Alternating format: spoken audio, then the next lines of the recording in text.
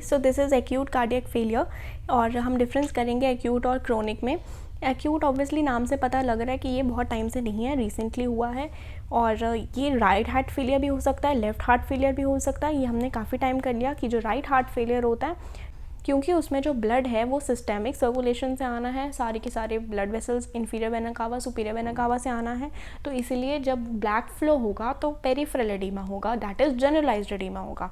लेकिन अगर left heart failure होता है तो लेफ़्ट हार्ट में हमें पता है जो ब्लड है ऑक्सीजनेटेड ब्लड वो लंग्स के थ्रू आता है, तो फिर अगर बैक फ्लो होगा तो लंग्स में एडीमा होगा, तो that is pulmonary oedema. Pulmonary oedema से एक बात याद आती है, ये जो ब्लड वेसल्स हैं जब इसमें बहुत ज़्यादा प्रेशर से ब्लड आता है तो ये रप्चर हो जाता है। तो रप्चर होकर ये जो ब्लड है वो एल्वियोलाई तक जा सकता है। अब एल्वियोलाई में क्या होता है कि आरबीसी जब पहुंच जाते हैं तो मैक्रोफेजेस उन्हें इंगल्फ करने के लिए आ जाते हैं। अब जब वो एंगल्फ कर जाते हैं तब वो बन जाते हैं हीमोसिडेरिन लेडन मैक्रोफेजेस। वाई हीमोसिडेरिन? हीमोसिडेरिन आयरन का कॉम्प्लेक्स होता है, तो ऑब्वियसली आरबीसी के अंदर आयरन होता है हीमोग्लोबिन के अंदर, तो हीमोसिडेरिन लेडन मैक्रोफेजेस, और इसे हम लोग हार्ट फेलियर सेल्स भी बोलते हैं। अब इसके कॉजेज़ देख लो। पहला हर जगह पे जो कॉज आ रहा है दैट इज़ मायोकार्डियल इन्फाक्शन हो गई है तो कार्डियक आउटपुट नहीं दे पा रहा अपनी, वो काम नहीं करेगा, वो हेल्दी नहीं है। Second is aortic regurgitation. Aortic regurgitation मैंने आपको बताया पिछली वीडियो में कि आयोटा जो है वहाँ से ये वाली जो वॉल्व है या तो वो क्लोज़ नहीं हो पाई, या क्योंकि जब डायस्टोल आया तो फिर जो ब्लड है वो वेंट्रिकल के अंदर दोबारा वापस आ गया, रिगर्गिटेट हो गया, बैक फ्लो हो गया। ये क्यों हो सकता है? मान लो कि ये जो वॉल्व है ये इम्पेयर है। क्यों इम्पेयर हो सकती है? कोई बैक्टीरियल एंडोकार्डाइटिस हो गया, दैट इज़ इन्फेक्टिव एंडोकार्डाइटिस। उसमें क्या हुआ कि जो बैक्टीरियाज हैं यहाँ पे और जो न्यूट्रोफिल्स उनको खाने के लिए आए हैं, मैक्रोफेजेस आए हैं, उन्होंने जो डिस्ट्रक्टिव एंजाइम्स बनाए उसकी वजह से ये जो वॉल्व है यहाँ पे वो डिस्ट्रॉय हो गई। So in presence of bacteria the bacterial endocarditis जो वाल्व है वो इम्पेयर हो जाएगी, उसकी वजह से आयोटिक रिगर्गिटेशन हो जाती है। Third one is cardiac tamponade. Cardiac tamponade कब होता है? जब हमारा जो पेरिकार्डियम है, पेरिकार्डियम क्या है? सैक है जो हार्ट के अराउंड कवरिंग है, दैट इज़ पेरिकार्डियम। तो वो जो पेरिकार्डियम है उसके अंदर अगर एफ्यूजन आ जाए, एफ्यूजन होता है कि उसमें फ्लूइड भर जाए, तो पेरिकार्डियल एफ्यूजन हो जाए तो दोनों ही वेंट्रिकल्स जो हैं वो कॉम्प्रेस कर जाएंगे। अब जैसे कि यहाँ पे ये है हमारे पास पेरिकार्डियम और यहाँ पे अंदर हार्ट है, तो अगर यहाँ पे फ्लूइड घुस जाए अंदर तो फिर ये जो है ये एनलार्ज कर जाएगा, तो अब यहाँ पे सारा फ्लूइड आ जाएगा तो हार्ट जो है वो पिचक जाएगा। ड्यू टू पेरिकार्डियल एफ्यूजन दोनों ही वेंट्रिकल्स जो हैं वो कंप्रेस कर जाएंगे, तो वीनस ब्लड जो है वो ड्रेन ही नहीं कर पाएगा। ऑब्वियसली अगर कंप्रेस करेंगे तो ड्रेनेज नहीं हो पाएगी, तो ब्लड प्रेशर कम हो जाएगा। तो that is one reason. Last reason is pulmonary embolism, जो कि डीप वेन थ्रोम्बोसिस की वजह से आ सकता है। कि कोई एम्बोलिज्म था जो कि हमारी डीप वेन में था, मान लो कोई नीचे जो लेग्स हैं उनके अंदर एक ऐसे थ्रोम्बस बना, उसने क्या किया, वो एम्बोलाइज हो गया। एम्बोलाइज होता है कि वो अपनी जगह से कहीं और चला गया मेटास्टेसिस करके, तो वो एम्बोलिज्म करके लंग्स में आ गया, लंग्स में आ गया एम्बोलिज्म। अब वहाँ पे जाके वो क्लॉट बना दिया उसने ऑब्स्ट्रक्शन कर दी। तो अब पल्मोनरी एम्बोलिज्म की वजह से जो ब्लड है वो लंग्स से हार्ट तक नहीं जा पाएगा, तो उसकी वजह से भी कार्डियक फेलियर हो जाएगा क्योंकि कार्डियक आउटपुट नहीं आ पाएगी पूरी। So these are the causes of acute cardiac failure. Next हम लोग पढ़ते हैं क्रोनिक कार्डियक फेलियर। तो क्रोनिक में ये सब होता है कि हमारी जो बॉडी है वो कुछ एक्शंस लेती है, क्योंकि क्रोनिकली हो रहा है तो हमारी बॉडी अडेप्ट करने की कोशिश करती है।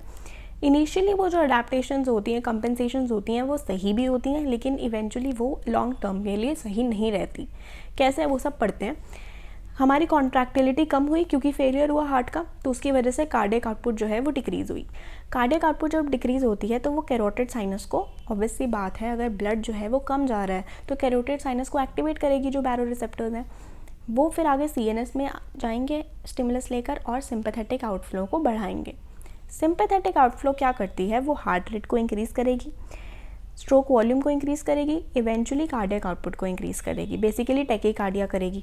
सेकेंड जो है वो कॉन्स्ट्रिक्शन करेगी आर्टेरियोल्स की, कॉन्स्ट्रिक्शन करेगी वेन्स की। आर्टेरियोल्स की करेगी तो टोटल पेरिफेरल रेजिस्टेंस इंक्रीज़ होगी, वीनस रिटर्न इंक्रीज़ होगा वेन्स को कॉन्स्ट्रिक्ट करने पे।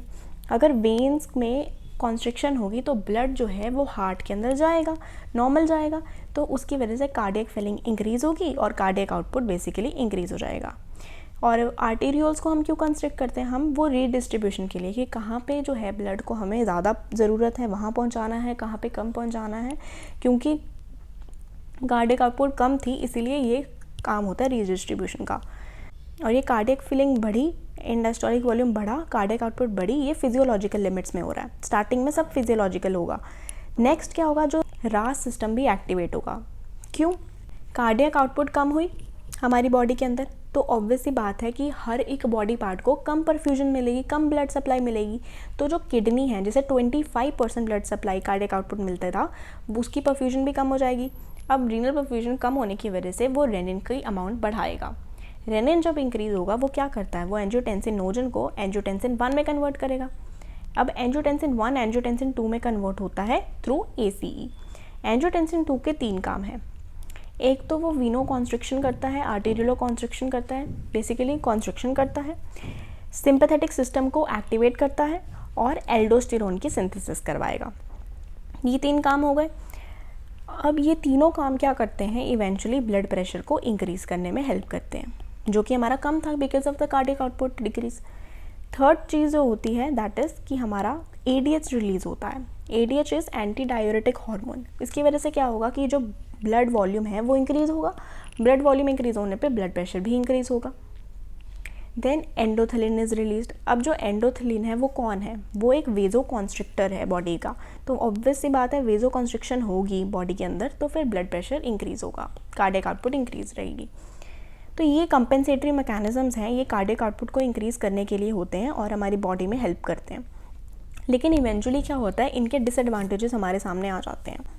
डिसएडवांटेजेस में पहला ये है कि प्री लोड जो हम इंक्रीज़ करवा रहे हैं ना बड़ी उसमें, कि हाँ भाई हमने तो एंडास्टोलिक वॉल्यूम जो है वो इंक्रीज़ करना है, वो क्रोनिकली बहुत ज़्यादा एक्सेस में चला जाता है। और जब वो बहुत ज़्यादा एक्सेस में चले जाता है तो हमने कौन सा पढ़ा है, फ्रैंक लॉ पढ़ा था फिजियोलॉजिकल के लिए। उसके बाद हमने लैपलेस लॉ पढ़ा है कि वो पैथोलॉजिकली एंडास्टोलिक वॉल्यूम जब बहुत ज़्यादा इंक्रीज़ हो जाता है तो कार्डियक आउटपुट जो है वो डिक्रीज़ हो जाती है, क्योंकि रेडियस इंक्रीज़ हो जाता है, डायलेशन हो जाती है, जिसकी वजह से प्रेशर जो है नहीं बन पाता कार्डियक आउटपुट को रिलीज़ करने के लिए। नेक्स्ट जो है क्रोनिक एक्सेसिव आफ्टरलोड। अब बहुत ज़्यादा हमने रेजिस्टेंस प्रोवाइड कर दी, हमने कॉन्स्ट्रिक्शंस कर दी आर्टेरियोल्स की इतनी ज़्यादा, तो अब जब इंक्रीज़ हो जाएगी वो, तो फिर क्या होगा, इसकी वजह से रेजिस्टेंस इंक्रीज़ हो जाएगी आफ्टरलोड की वजह से, तो और कार्डियक आउटपुट उल्टा कम हो जाएगा। नेक्स्ट जो है एल्डोस्टेरोन जो है और एंजियोटेंसिन 2 जो है, ये लोग क्या करते हैं, ये हार्ट के सेल्स में हाइपरट्रॉफी करवाते हैं, साथ में फाइब्रोसिस करते हैं। ये जो हाइपरट्रॉफी और फाइब्रोसिस हैं, ये इन्हें हम बोलते हैं कार्डियक रीमॉडलिंग करवाना। इनका जब एक्सेस हो जाता है तो ये हमारे हार्ट के ऊपर हाइपरट्रॉफी और फाइब्रोसिस करवाते हैं। इनकी वजह से क्या होने लगता है कि मायोकार्डियम का जो लॉस होने लग जाता है, सेल्स जो हैं वो मरने लग जाते हैं, उनकी एपोप्टोसिस होने लग जाती है। एपोप्टोसिस फिर दोबारा होगी तो फिर और क्या होगा, फाइब्रोसिस दोबारा हो जाएगी, क्योंकि कोई चीज़ मरती है तो वहाँ पे फाइबर्स ही तो आते हैं, तो फाइब्रोसिस हो जाएगी, एबनॉर्मल प्रोटीन प्रोडक्शन हो जाएगी। तो इन सब की वजह से जो है हमारा कार्डियक आउटपुट जो है और कम हो जाएगा उल्टा। अब कार्डियक आउटपुट तो कम हो रही है, एंड डायस्टोलिक वॉल्यूम जो है वो काफ़ी इंक्रीज़ कर रहा है because of preload excessive increase हो रहा है। उसकी वजह से वही जो फॉर्मूला लैपलेस लॉ में हमने पढ़ा वो होगा। अब हमें इसको ट्रीट करना है, क्या करें। सबसे पहला हमने देखा कि प्रीलोड बहुत बढ़ रहा है, तो प्रीलोड को कम करो। प्रीलोड को कैसे कम कर सकते हैं, ACE इनहिबिटर्स देकर। जो हमारा रेनिन जो है वो बन रहा था, वही ये काम करवा रहा था कि एंजियोटेंसिन 2 बनाया उसने, एल्डोस्टेरोन बनवाया, ब्लड वॉल्यूम बढ़ाई, कॉन्स्ट्रिक्शंस करवाई एंजियोटेंसिन ने, तो ACE इनहिबिटर्स दे दिया। साथ में हमने दे दिए डायूरेटिक्स। उसकी वजह से क्या होगा कि जो फ्लूइड है वो निकल जाएगा और ब्लड वॉल्यूम जो है वो कम हो जाएगा। तो हमारी ये जो हार्ट प्रॉब्लम्स हैं, हार्ट फेलियर्स हैं, ये कुछ स्टेजेस में डिवाइडेड हैं। 4 स्टेजेस हैं, stage A, B, C, D। जो स्टेज A है उसमें कोई प्रॉब्लम नहीं होती, उसमें बस रिस्क ज़्यादा होता है। No structural change, no functional change, कोई साइन और सिम्टम हमें नहीं दिख रहा। इस केस में हाई रिस्क होता है क्योंकि उन लोगों में होती है जिनके अंदर हाइपरटेंशन की प्रॉब्लम हो काफ़ी टाइम से, एंजाइना की प्रॉब्लम हो। एंजाइना में कोई इन्फेक्शन नहीं होता लेकिन उनमें इस्कीमिया होता है, इन्फेक्शन होती है, वो लीड करती है हार्ट फेलियर को। डायबिटीज़ मेलाइटस या फिर फैमिली हिस्ट्री हो, किसी ना किसी को हार्ट फेलियर की प्रॉब्लम हो, तो वो हाई रिस्क में कंसिडर किए जाते हैं और वो स्टेज A में आते हैं। उनके लिए हम क्या कर सकते हैं, हम ACE इनहिबिटर्स दे देंगे। ACE इनहिबिटर्स कौन होते हैं, जो कि न्यूरोहिमोरल एक्टिवेशन करवाते हैं। न्यूरोहिमोरल एक्टिवेशन क्या थी, जो हमने कंपेंसेटरी मैकेनिज्म्स किए थे, जिसमें रेनिन का लेवल इंक्रीज़ हो जाता है और वो एंजियोटेंसिन 2 और एल्डोस्टेरोन को बढ़ाकर कार्डियक आउटपुट को इंक्रीज़ करने की कोशिश करता है, तो वो जो है इनहिबिट करने के लिए हम AC इनहिबिटर्स दे देंगे। Then comes the stage B. Stage B में भी हाई रिस्क वाले तो आते ही हैं, साथ में इनके अंदर क्या होता है कि स्ट्रक्चरल चेंज होते हैं। साइन सिम्टम अभी भी नहीं है, लेकिन इसमें स्ट्रक्चरल चेंज है। इसमें स्ट्रक्चरल चेंज क्या है कि हाइपरट्रॉफी हो रही है, या फिर फाइब्रोसिस हो गया, डायलेशन हो गई है ज़्यादा, या फिर इनके अंदर मायोकार्डियम इन्फाक्शन की कोई प्रीवियस हिस्ट्री है और अब वहाँ पे स्कार हो गया है। स्कार वहीं होता है ना जहाँ इन्फाक्शन हो, इन्फाक्शन होने की वजह से वो जो एरिया है वो डेड हो जाता है और वहाँ पे स्कार आ जाता है। तो दैट इज़ कि ऐसा कोई प्रीवियस हिस्ट्री हो, तो ये लोग जो हैं वो स्टेज बी में कंसिडर किए जाते हैं। तो इनके स्ट्रक्चरल चेंजेस होते हैं, तो इसीलिए हम इनके अंदर एक और ड्रग ऐड कर देते हैं, दैट इज़ बीटा ब्लॉकर्स। अब आपने क्या देखना है, ए स्टेज है तो हमने क्या दिया उसको, ACE इनहिबिटर्स। स्टेज बी है तो हमने क्या ऐड कर दिया, बीटा ब्लॉकर्स। अब स्टेज सी करते हैं। स्टेज सी में हाई रिस्क ऑब्वियसली है, स्ट्रक्चरल चेंज तो हैं क्योंकि बी में आ चुके हैं, लेकिन साथ ही साथ इसमें क्लिनिकल फीचर्स या सिम्टम्स जो हैं वो आ चुके हैं। फिर सिम्टम्स अभी उनके अंदर प्रेजेंट हैं या फिर इनके पास हिस्ट्री है सिम्टम्स की। तो इनके अंदर क्या हुआ, सी क्या हुआ, C for stage C and C is for clinical features, तो ये ऐड हो गए हैं। इनके अंदर हम क्या ऐड करेंगे, C के अंदर डायूरेटिक्स और डिजिटालिस, ये लोग ऐड करके हमने स्टेज C को ट्रीट करने की कोशिश करनी है। Then comes the stage D. Stage D में बहुत ज़्यादा फ्रीक्वेंट हॉस्पिटलाइजेशंस होती हैं, हमें बार बार हॉस्पिटल जाना पड़ता है और हॉस्पिटल से जब डिस्चार्ज भी मिल जाता है तो वो कोई सेटिस्फैक्टरी नहीं होता। ये इसमें जो लोग होते हैं या तो मैकेनिकली असिस्ट डिवाइसेस पे होते हैं, या फिर वो उन लोगों ने हार्ट ट्रांसप्लांट करवाना होता है, या फिर वो कंटिन्यूस उनको आइनोट्रोपिक एक्टिविटी इंट्रावीनसली हमें देनी पड़ती है। इनके अंदर क्या ऐड करेंगे हम साथ में, AC इनहिबिटर्स दिया हुआ है, बीटा ब्लॉकर्स दिया हुआ है, डायूरेटिक्स और डिजिटालिस हमने पहले से दी हुई है, साथ में हम हार्ट ट्रांसप्लांट करवा देते हैं। और D इज़ फॉर कि almost they are going towards death bed.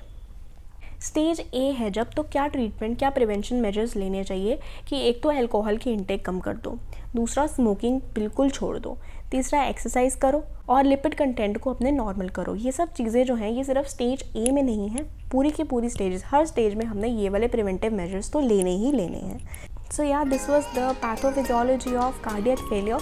If you have any query you can ask, and if you like the video please subscribe. Thank you.